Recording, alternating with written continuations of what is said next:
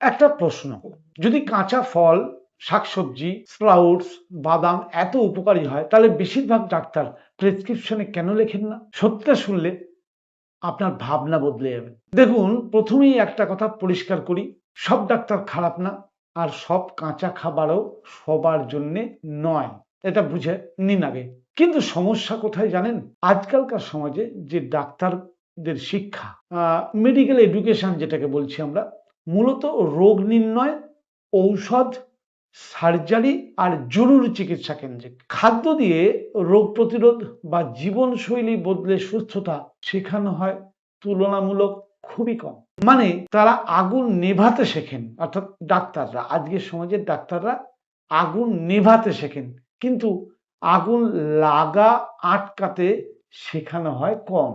আর একটা বড় কারণ, রোগী যখন যায় সে দ্রুত সমাধান চায়। আমরা প্রত্যেকে, আপনি আমি, বিপদে পড়লে, মানে শরীরে আগুন লাগালাম, আমি আগুন লাগানোর পরে ছুটি আমরা ডাক্তারবাবুর কাছে। ওই যে আগে বললাম, ডাক্তারবাবু হচ্ছে ফায়ার ব্রিগেড, তাকে সেখানেই আছে এবং তিনি পারেন, তিনি সক্ষম আপনার ওই আগুনটা ইমিডিয়েট নেভাতে। আগুন নেভানোর দরকার, না হলে আপনি ভস্ম হয়ে যাবেন। কিন্তু একবার আমরা ভাবিনি আগুনটা লাগিয়েছিল কে, আর আমরা দ্রুত সমাধান চাই।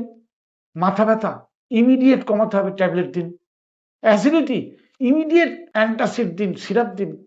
কিন্তু কাঁচা খাবার, ফল, স্যালাড, লাইফস্টাইল বদল, এগুলো ফল দিতে 3 দিন 7 দিন সময় লাগে না? মানুষ অপেক্ষা করতে চায় না। আর সত্যিটা হলো, আপনার প্লেটে থাকা খাবারই প্রতিদিন আপনার শরীরের ভেতরে হয় ওষুধের কাজ করবে, না হলে বিষের কাজ করবে। সিদ্ধান্ত আপনার কাছে যে আপনি খাবারের প্লেটে কি রাখবেন। ফল, শাকসবজি, অঙ্কুরিত শস্য বা যে কোনো সিডস, এগুলোতে থাকে এনজাইম, ফাইবার, অ্যান্টিঅক্সিডেন্ট, যা শরীরকে পরিষ্কার রাখতে সাহায্য করে। তাই প্রশ্নটা ডাক্তাররা কেন বলেন না এটা নয়, প্রশ্নটা উল্টে ঘুরিয়ে এরকম হওয়া উচিত, আপনি নিজে কেন জানার চেষ্টা করবেন না? আপনি কি কখনো ডাক্তারবাবুর কাছে যাওয়ার আগে নিজে ভেবেছেন আগুনটা লাগলো কেন? ফায়ার ব্রিগেড তো দরকার, সমাজে ফায়ার ব্রিগেডের দরকার আছে। কখনো ফায়ার ব্রিগেড ছাড়া সমাজ টিকতে পারে না, অর্থাৎ ডাক্তার, ওষুধ, চিকিৎসা ছাড়া এই সমাজ টিকতে পারে না। কিন্তু আগুনটা লাগছে কেন বারবার? কে লাগাচ্ছে?